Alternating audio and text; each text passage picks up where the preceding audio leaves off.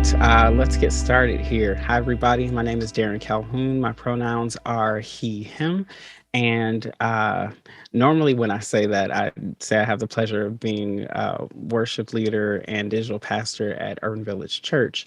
But tonight, I get to join you as part of our ongoing equity, diversity, and inclusion community, where on the second Sundays of the month, we gather and we continue to talk about what it means for us to grow in our understanding of EDI, as well as how this applies in our Q Christian Fellowship community and beyond. So, thanks again to everyone for joining and being with us. As usual, we will have an open conversation. And if you're watching this in the replay later, feel free to write questions or write comments in the chat, and someone will do their best to reply later. Or you can always message me directly. In a moment, I'll share my slides here, and we'll have an opportunity to get those details. So tonight we're talking about this intersection of how we are Christians and many of us are LGBTQ and allies, and how race, among many other things, all come together to help us see in a lot of ways. Um, and so we are going to have this conversation for a bit. There'll be a few moments where we pause and talk, but feel free to ask me any questions in the chat, or if you would like to come off of microphone, uh, feel free to do that. And if you don't want to be recorded, like I said, we can edit in post production as well to make sure that you're just say it when you come off of mute, and we'll edit that in post production. Okay, here we go. So I shared a little bit, but for those who haven't met me before, I'm joining from Chicago, where I'm born and raised, originally from the South Side, and I currently live on the West Side. And a question that I love often to ask whenever I'm with a group is, "Who are your people?" And for me, my people are folks from Chicago, folks who grew up listening to house music, folks who grew up doing footwork and dancing. My people are people who are justice folks, folks who do a lot of work about how we can make the world a better place for the people in it. So wherever those kind of conversations are happening, wherever people are drawn to that kind of work, that's typically where I am. And so one of the places that shows up is I've been working with Christians for Social Action for a number of years, where I get the opportunity to help mobilize Christians around a number of conversations and issues and so forth. I'm also, like I said, digital pastor and worship leader uh, at Christians for Social Action. Um, and there, I'm sorry, at Urban Village Church. And there, my primary role is making sure that for people online, that there's somebody representing, being the hands and feet, the eyes and ears of those who are joining us digitally online. And then lastly, I've been singing with the progressive Christian inclusive worship band called The Many. And there we are writing original music and liturgy and prayer and experiences that bring people together, with space to lament and to cry out to God about the things that are wrong in the world, but also space for hope and giving us rituals and language for these kind of age-old traditions that sometimes can stand to be refreshed, or they're current issues that are unique to our experience that also uh, need to be talked about. And so that's what we do. And then lastly, of course, Q Christian Fellowship, where really my journey began as a person who lives in public and is doing this work of justice and doing this work of um, making sure that people have an opportunity to bring their whole selves, in a space that doesn't really tell people what the answer is or the way is, but just acknowledges that this is a space for all people to come together, to gather around Christ and to grow into who they are as LGBTQ people and allies of LGBTQ folks. So, I want to take us back a little bit into some of the histories and some of the notes about who helped us to get to where we are. And it's so important to realize that anytime we try to do history, all the information is not going to be there. Uh, and so, one of the things that's really important is to just know that there's pieces that we can add to this as we go, and there's lots of opportunities for us to talk about more things. But let's get started with just a few notable folks. So first up is my what I call patron saint, and that is Byron Rustin. Um, he was an important part of the civil rights movement, and he was the one of the primary organizers of the 1963 March on Washington. He was somebody who was noted as saying, "The proof that one truly believes is in action." And I've appreciated his life so much because he was an openly gay man back during the time of the civil rights era, where there weren't a whole lot of very public or visible openly gay people. But he was also a Christian. He was a Quaker, and he was somebody who was working to change the world. And for him, those various pieces of his identity not only informed the work that he did, but it also limited his engagement during certain seasons. Um, at one point, or at several points actually, there were accusations, and they were just as a way to derail the movement. But there were accusations that he and Dr. Martin Luther King had a inappropriate relationship. Well, many of us know that while Dr. King had lots of affairs and inappropriate relationships, none of them were with men or with Bayard Rustin. But that's the kind of thing that happens where the worst thing you could be is gay. And so to derail a movement about racial injustice, they targeted Bayard Rustin and Bayard's influence. And so he fell to the background so he could continue doing this work, and continue making change, even at the expense sometimes of being open with his full identity. Then, of course, there is another one of our ancestors that we pay tribute to, Angela Davis. And she was a critical person with the Black Panther Party. There's so much that we as a society benefit from, even things like school lunch programs, that were the effect of the Black Panther Party. I know for me growing up, hearing about the hearing about the Black Panthers, they were essentially the bad guys. I think they were kind of like, oh, well, they believed in guns and guns are bad. So, we don't really look at them, or we don't talk much about them. But they had, while they did have guns, and they did do work to protect their neighborhoods, by showing up with the guns that were a part of the American culture and legal to own and arm themselves with. It was very profound that the NRA, the Republican Party, that various lawmakers and decision makers decided when the Black Panther Party showed up with the guns and so forth, that it was somehow a time to be pro gun restriction and pro um, a limitation of where people can have guns and so forth. But even to as recent as a few years ago, uh, groups of white people armed with guns is not responded to with the same kind of fear or caution or even belief that they are a threat.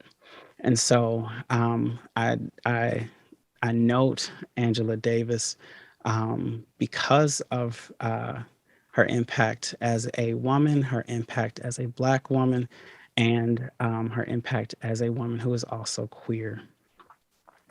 And then lastly, Marsha P Johnson. Um, Marsha P Johnson and Sylvia Rivera are some of the people who are often attributed as being instrumental in the beginnings of the Stonewall Uprising.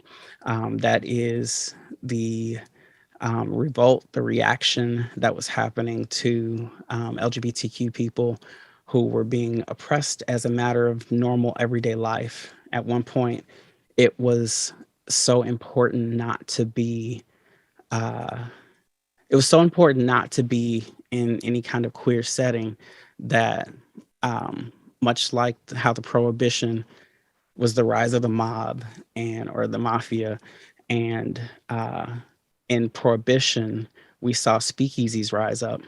And prohibitions also when the mafia were running gay bars, because again, if there was an opportunity to support people who don't fit into the mainstream, somebody's going to find it.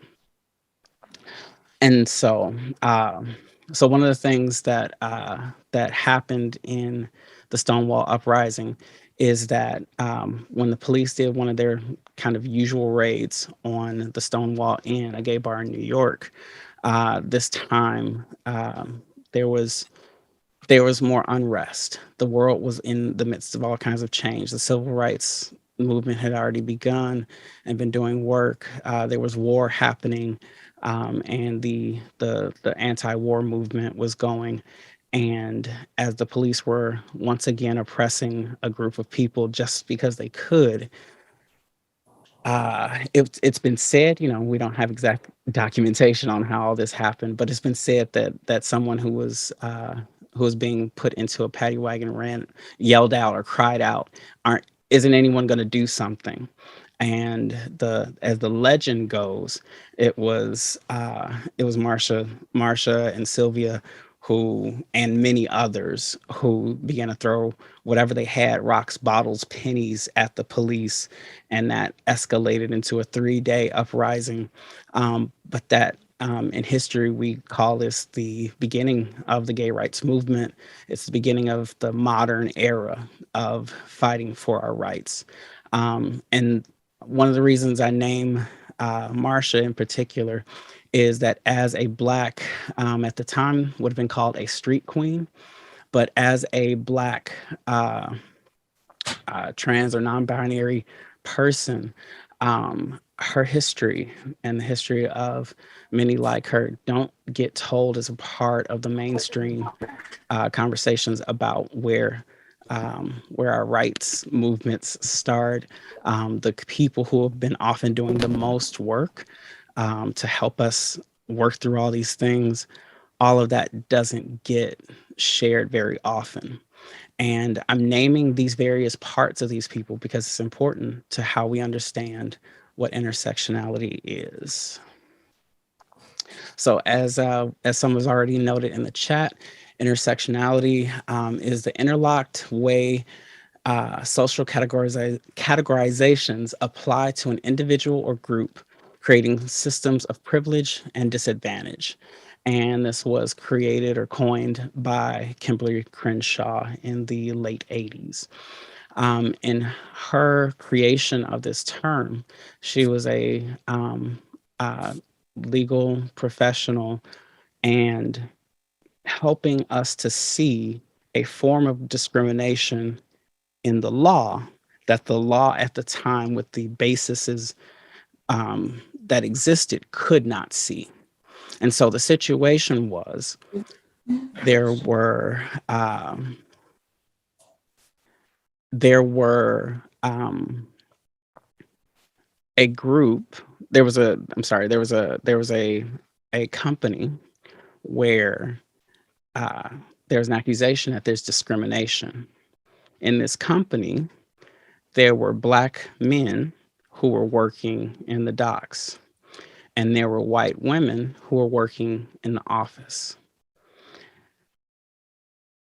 On the legal standard at the time, you couldn't claim that this company discriminated because they were both Black people and white people employed at the same company.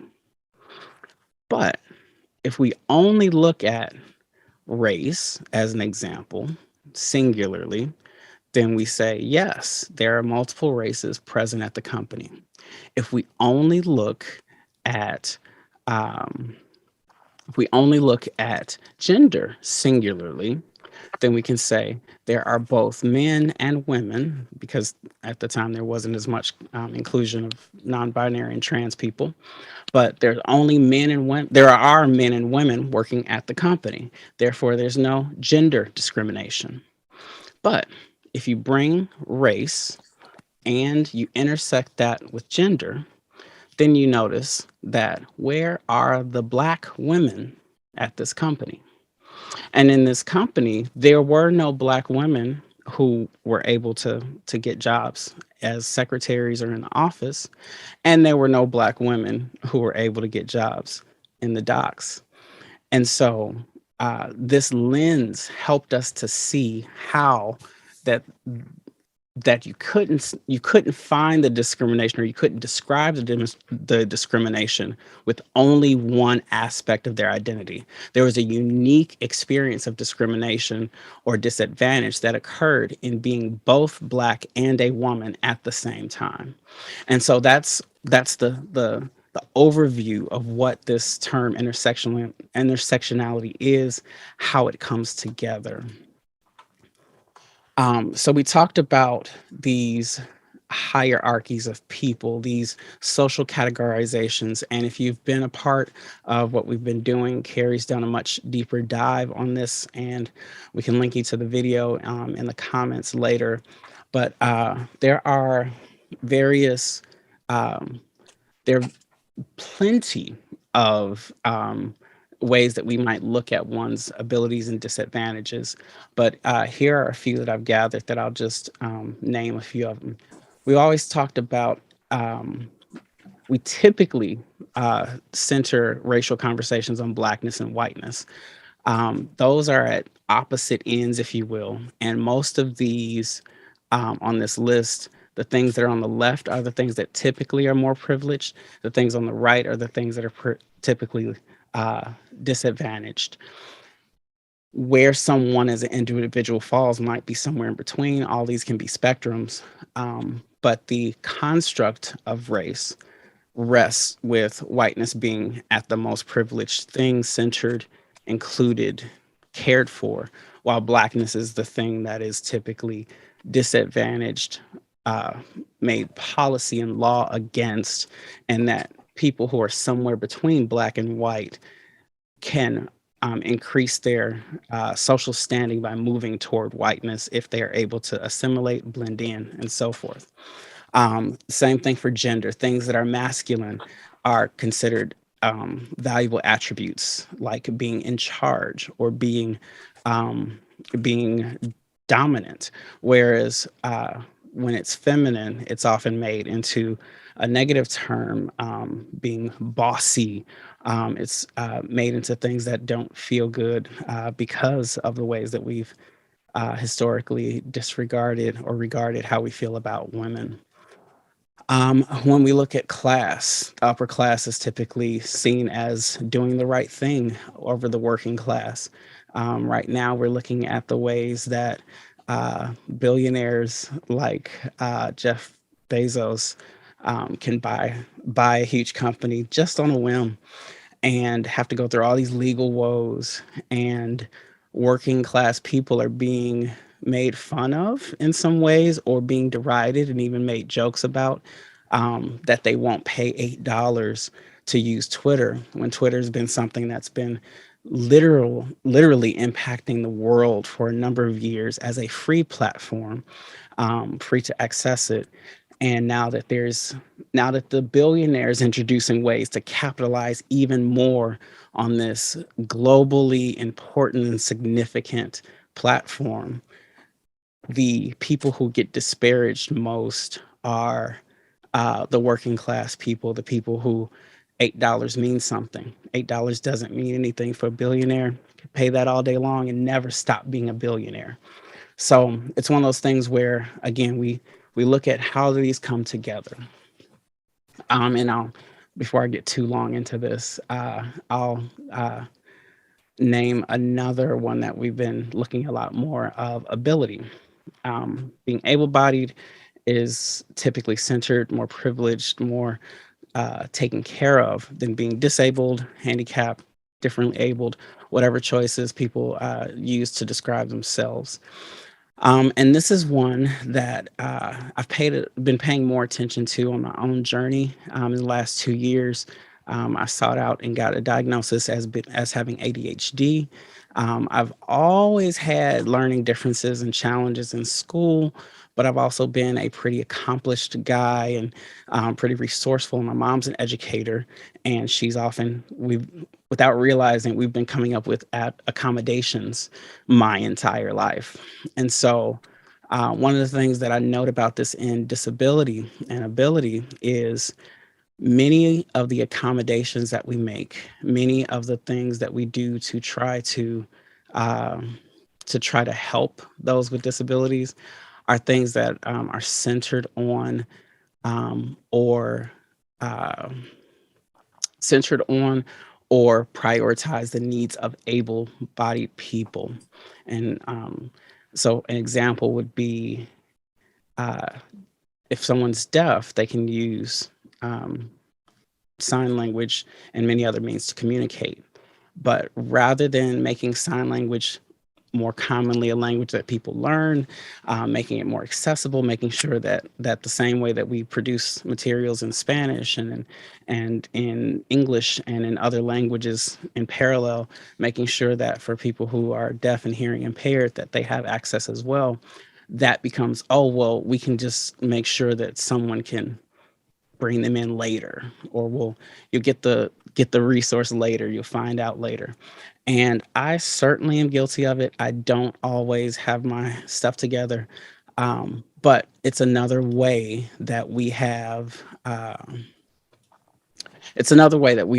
the ability to lose track of how certain people are centered, and we always know how to show up for them, and other people almost forget that they exist. Um, I get way off into these every time because there's so many pieces to look at. But what also happens is sometimes people get overwhelmed. They're like, "Well, can't we all just be human? Can't we all just be people? Can't we all just get along?" As Rodney King so infamously said after the police beat him within an inch of his life. Um, the challenge is that while yes, we are all people and we all can get along, we all have different experiences. How we show up in the world is different based on a number of these kind of things, and that's how we've gotten to the world we're in. But rather than us trying to say, "Oh, you're disabled, you are disadvantaged," it's not about that. It's more so how do we see what our advantages and disadvantages are in the system that we currently have? So this isn't prescriptive, it's descriptive.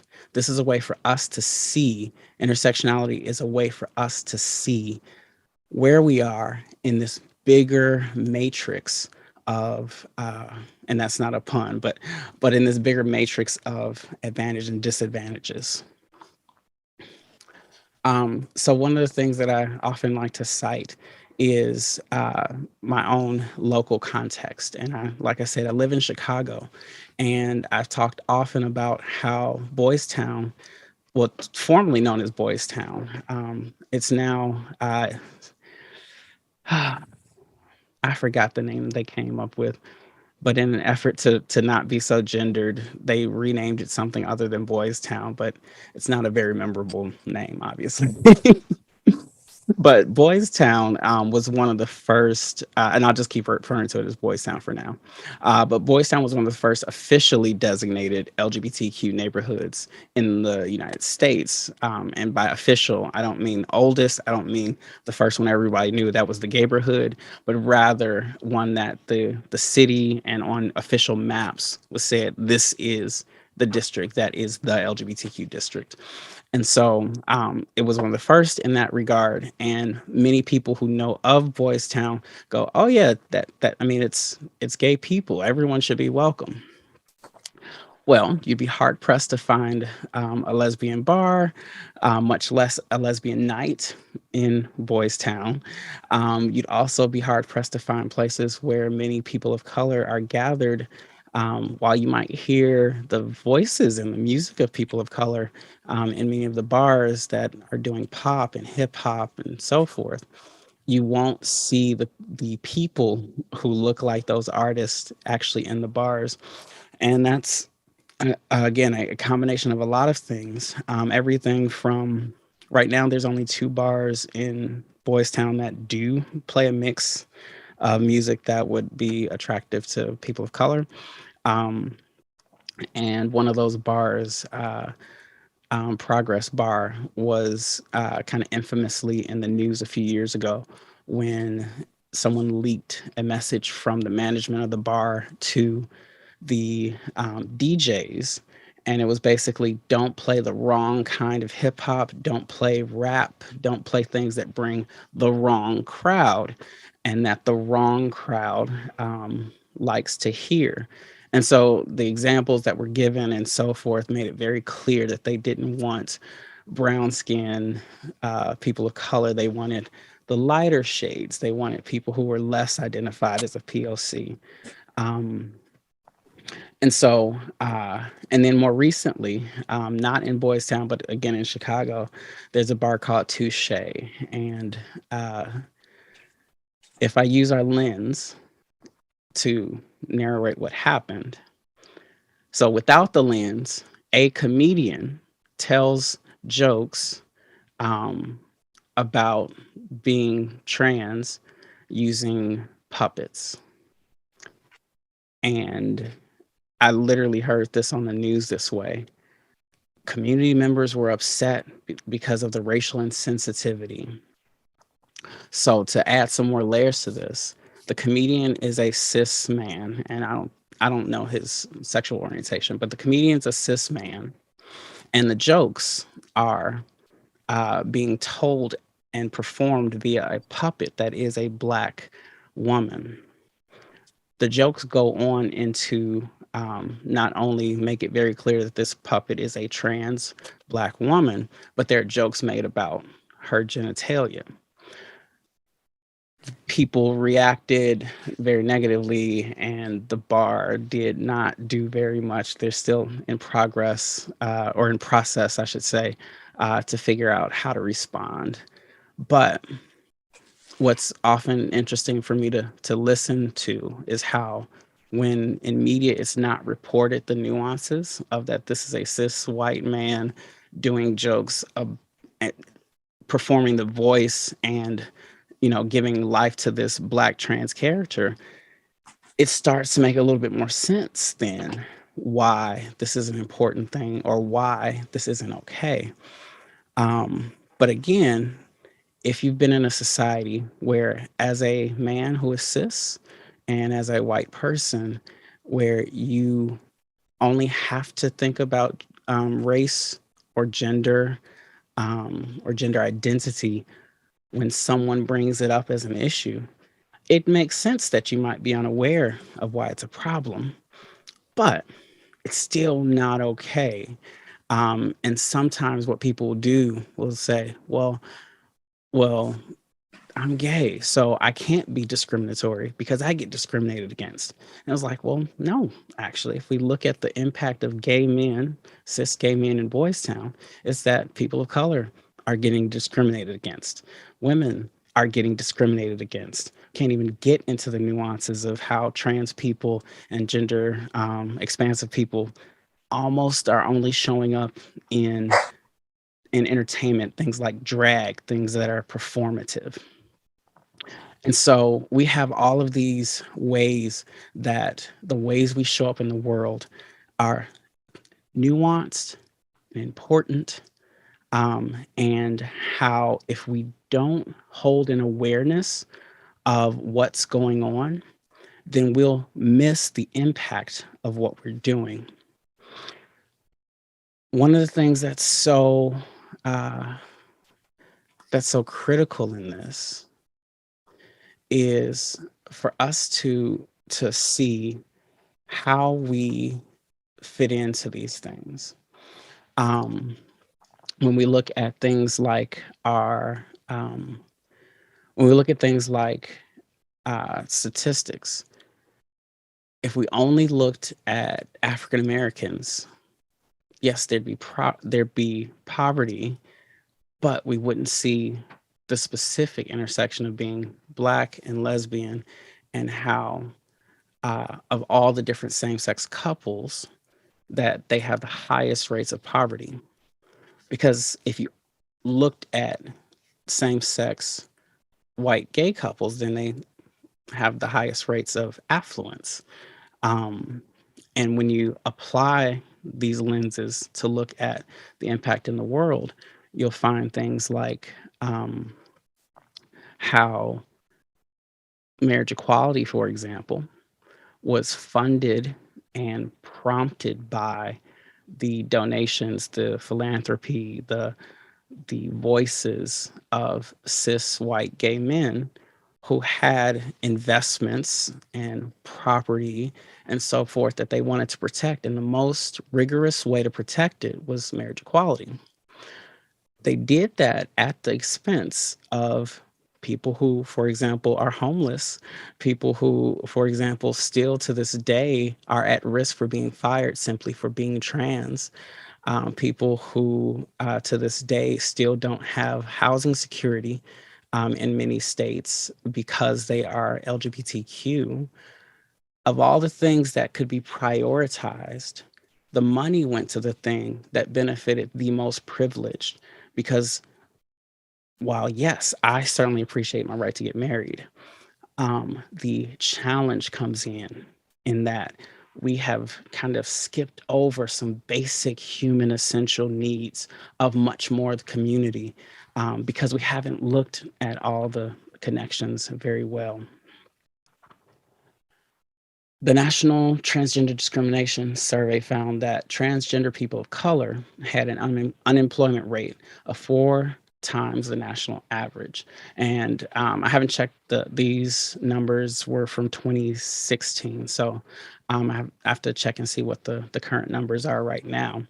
But again, we have an opportunity to realize that the world doesn't operate the same for everyone who's in it. And if we are going to be the kind of people who say we care for the least of these, Jesus making that very specific distinction that, yeah, Jesus died for the whole world, but Jesus showed specific care for people at the margins. He showed specific care for the widows who had the least social power and the least political power and the least financial power. He made a big deal out of some very specific intersections.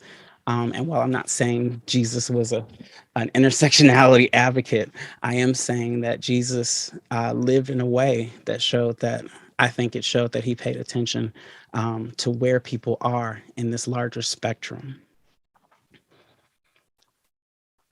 There are nearly 1 million LGBTQ immigrants in the US, and one of every three is undocumented. Again, when was the last time at a LGBTQ event that you thought about what it means to be an immigrant, what it means to be undocumented, what it means to be a refugee in this country as an LGBTQ person? All these things are true and real and complicate the stories and the experiences of our siblings in Christ, but they can get overlooked if we don't do that work of digging deeper. And I'm not going to do statistics all day, but here's another example of the impact in school and education. Um, and while you may say, okay, well, this is all doom and gloom, you could also see these as opportunities. Where are the ways that the church loves to show up? I'll poke fun at one of my previous churches. My previous church loved to talk about how we did so much work to get other churches and our own church involved in addressing HIV and AIDS in Africa. And I'm sitting there in that church as a gay man in the United States who has done lots of work with local organizations that are doing prevention work and organizations that are doing work right here 20 miles away from where this conference happened, where we're celebrating this work in Africa. And it was like, nobody who's doing this work in Chicago knows about you. Nobody, we're not making this great, profound impact here in the US. Why is that? Because of, again, we do these kind of individual slices. It's HIV. It doesn't matter where it is. We helped. And it's like, yeah, you helped in places that can't necessary you can't see it. You helped in places where they're not going to show up to your service and hold you accountable for the impacts that you make. You show up in places where we like to do charity and missions and all these other kind of philanthropy efforts where we're in a one-up position, reaching out to one down. Um, but yeah, this is the opportunity for us to look deeper and dig deeper. And I feel like I am going way over, so I'm gonna move quickly. So here's the ask. Here's what I'd like for us to do. Christ calls us to be the hands and feet. Christ calls us to be the expression of himself in this world. Um, and sometimes church has given us a very limited view of what it means to be Christ-like, a very intellectual, disembodied, a very um, speaking from the privileged side of that map that we showed, this view of what it means to impact the world, what it means to show up where there's need. But I want to invite us to begin to imagine, to release our imaginations, to think about what these various things teach us. How do we see the opportunities that come from intersectionality? And how do we use that to love our neighbor authentically and genuinely? How do we use what we learn about where we sit in these spectrums to begin to figure out who is it that I'm able to be a resource to be an ally and an accomplice with? Who is it or what group is it that I have energy to speak up for, because many people in the group don't necessarily have the same energy, access, time, privilege, safety, whatever the cost is. These are opportunities for us. This isn't an endless game of it isn't an endless race to the bottom. No one really wins the oppression Olympics, but we do have this opportunity to begin to reimagine a world where it's not simply does everybody love Jesus, but the shalom of God, the peace of God is a world where we can imagine the ways that everyone has what they need, that they have the abundant world that God created, that we all have access to the food and the resources, that we have relationships restored, that there aren't borderlines between countries and borderlines between races and families and all this other stuff. There's an opportunity for us to imagine what it looks like for God's kingdom or kingdom to come. And for us all, every nation, tribe, and tongue, as one translation puts it, to worship God together. So I'm going to pause the recording here.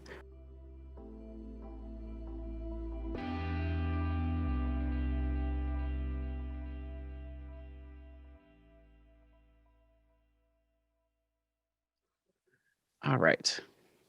So this comes from one of my dear co-laborers in the world and former board member Wendy Vanderwall Gritter, who says the question to ask is: do we view Scripture as stories to imaginatively live into, or do we view Scripture as prescriptions for how to live? Um, and I love this question because it's again inviting us to, when we look back through scripture, when we look back through even who we decided to call apostles and who we left out, like some of the female apostles. Um, it's an opportunity for us to realize that scripture doesn't exclude us necessarily, but instead invites us into imagining the world a different way. It invites us to expand the ways that we see or the ways that we engage with the world that is around us. Um, this next quote kind of embodies so much of what I was saying about intersectionality. What has to happen now is we need a lot more people in this work in order to move forward an agenda that's not just reformist, but an agenda that actually moves us toward transformative demands and transformative change in our communities. We have to move past simply saying we need better cops. Uh, Actually, we need to be fighting to live in a society where we don't have cops. We need to go beyond just thinking that we can do little fixes to the system. And again, this is this opportunity for us to think about. We've always been trying to figure out, what do we do when people do things wrong? And a lot of times when I see people come to the phrase of defund the police or defund prisons, the assumption that is that there can only be police or chaos, police or anarchy, prisons or all of your stuff is going to get taken from you. And the reality is that from the majority of human history, we didn't have the institution of policing, but even a significant part of American history, we didn't have it until there was the emancipation of enslaved Black people, and that led to the creation of things like slave catchers, and slave catchers became the first people who were canonized, if you will, to become police officers in this country. And we've never divorced ourselves from that history, even down to the wording of the 13th Amendment. Um, and so we have all of this deeply, deeply, deeply normalized history of what is that isn't always what was. And so this is this opportunity for us to really think it's not just about fixing what we know. It's about getting in touch with something that maybe we haven't seen, or maybe something we haven't seen in a long time, or maybe something totally new. But this is our opportunity. This is our chance to create the kind of world that we want to live in. We can disagree. Oh, I am quoting this incorrectly. We can disagree and still love each other unless your disagreement is rooted in my oppression and the denial of my humanity and right to exist. This is actually Son of Baldwin, not James Baldwin. Son of Baldwin is the moniker handle of a Black author who at the time when this was being attributed, he only went by Son of Baldwin. He has a book out now, and I can't but recall what his name is because I'm never good with names. But I think what's so important for us is to hold space for disagreement, for us to realize that I think we all, in some way or another, are hoping for a world where we can be safe, where we have what we need, where we know that everyone else is going to do their part. But there are limits to our tolerance. There are limits to our generosity, and the limit is anyone who's advocating for or seeking for us to not exist, seeking us not to have our ability to pursue thriving and so forth. That's where our limit is, and we will have to resist some difficult things. We will have to put up challenges to some things. Um, but it's in the name of us all existing, not simply, well, you won't let me have what I want. And it was like, no, our basis, our foundation is that for all of us to exist, we're going to bias certain things. We're going to discriminate. We're going to choose certain things that do limit some of our quote unquote freedoms. Why? Because we love Jesus, we love Christ, we love people, we love love, whatever it is. There's a way that we can exist that is mindful that we all want to exist. If you want to learn more about Byron Rustin, check out the documentary Brother Outsider, The Life of Byron Rustin. I think it's available on Netflix, but that changes pretty regularly. If excuse me, if not, you can Google it or look on YouTube and see if you can find the resource. But it's a great documentary. It really shows how Bayard's life was informed, his Christian experience, and how those values of nonviolent resistance and so forth came to be, and how he taught Dr. King about nonviolent resistance.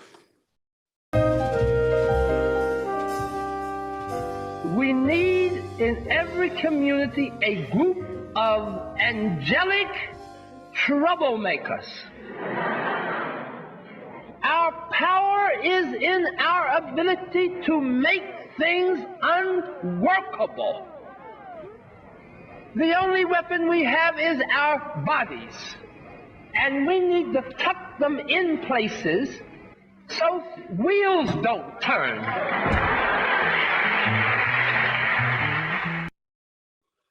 And that was a clip from the movie.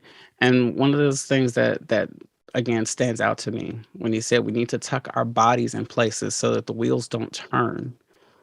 Think about Jesus showing up as embodied into a world that was pretty dead set on not allowing him to live, even though he's Jesus, the Son of God.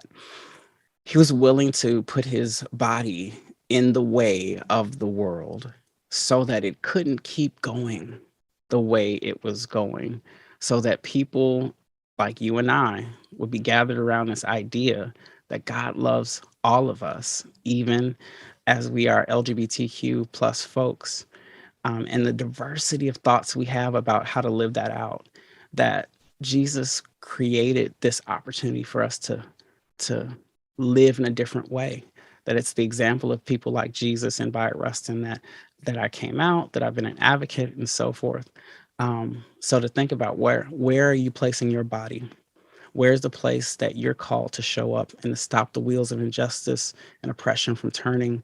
And that with your unique space, embodiment, time, language, gender, race, all those things, that it's going to have an impact that no one else quite really has. Some people even said if Jesus was born today, the miracles he did back then wouldn't have been miracles because we can do a lot of that stuff just, by science today. But Jesus was born in a specific time for specific people to impact them in a specific way. And so I think we're born in this time with the opportunity to have that same kind of specific impact. And so lastly, I hope that what you've gathered from this isn't an opportunity to become smaller, but an opportunity to dream bigger, an opportunity to love more, an opportunity for you, for all of us to grow, to see the world, to experience the world with a fresh lens, to see, oh, wow, there are ways that I do have privilege. There are ways that I do have advantage. There are ways that I do have experiences that can contribute to me making the world a better place. All these things are opportunities to grow. If we think about this from a place of abundance, Jesus said, I came that you could have life abundantly or to the full. We have this opportunity to see and to grow and to believe differently. And that's why we exist as a group. We don't want our group to simply exist the way it always has. We want our group to be thriving. We want Q Christian Fellowship to be thriving with the stories of people who didn't necessarily grow up in the United States, the stories of people who didn't necessarily grow up in churches where they saw people who are queer like them. We want our space to be thriving with the stories of people who don't always agree on the theology or the details, but who do see the humanity and do see the Christ, the image of God, the Imago Dei in each other. And so that's our hope, that through these conversations, through this learning, through the ways that we work out our stuff in our own lives, that we become this kind of people who are motivated by love. Our love can become louder. Our communities can become more inclusive. Our resources can be shared. Our laments can be mourned together. Our hopes can be set higher. Our grace is expansive. The risk that we can take has to be greater. We can tell our stories and we can listen deeply. We can sit with discomfort and we can stand for what's right. We can be a community where all belong. And so I hope that that you take away from this opportunity for us to again just begin a much bigger conversation, and for us to look and to figure out how do we connect to something greater. How do we experience more through the lens of intersectionality, and how do we see Christ show up as the seed, as the opportunity, as the body who came in and got into places and stopped the world from working the way it did. How can we be those kind of people in the world? So thanks for coming, and I appreciate you being here.